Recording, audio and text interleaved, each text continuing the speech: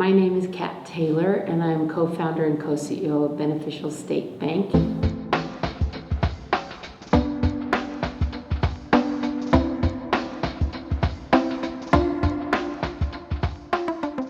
Banking, to us, is the original and most powerful form of crowdfunding.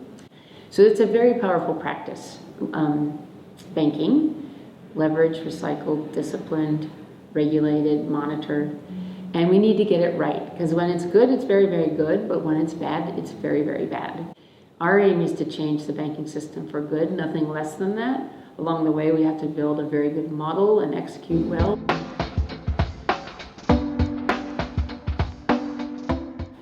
Having provided the capital for the bank, we didn't want to profit from the bank or even appear to profit from the bank, especially with a focus of serving low-income communities.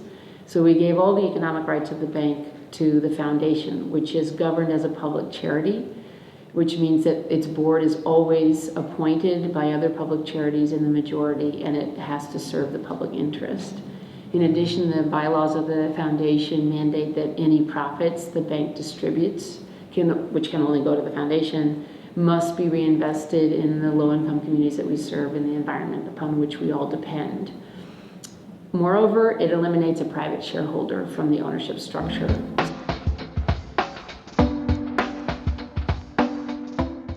We didn't want that pressure because we want to observe a triple bottom line of social justice, environmental well-being, and financial sustainability. That's not a profit maximization model. It does rely on being profitable so that we can keep doing what we're doing.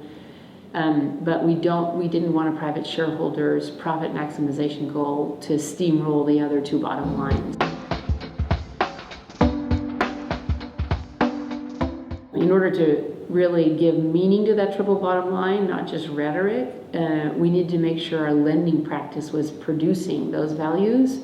So we have a commitment that 75% or more of our loan dollars will always be in the new economy. And we define the new economy as fully inclusive, racially and gender just, and environmentally sound. Moreover, the other 25% can't be in hands that are undermining our mission. So we are very choosy and we don't lend, we try very hard not to lend to contra-mission activities.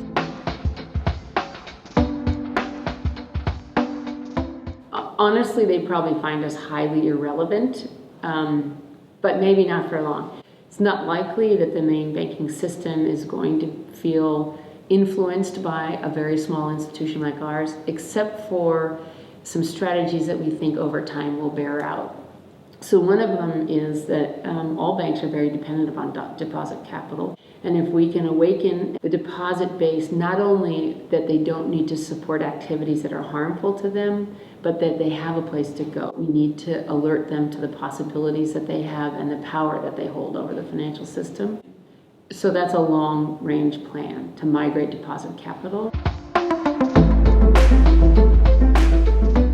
In the latest Gallup poll, banks were third from the bottom in terms of popularity, right above oil and gas and the federal government.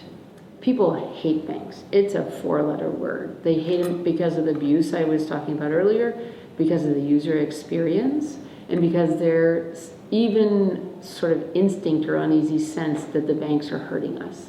So we're attending to the harmful, no harm part.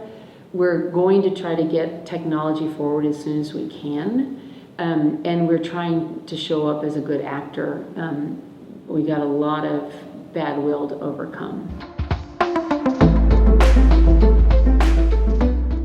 Limit the absolute size of banks. Pick a number and say, as you approach that number in asset size, you have to have an orderly plan for dismantling yourself. You can't go above that size. We just can't have banks that could single-handedly bring the system down.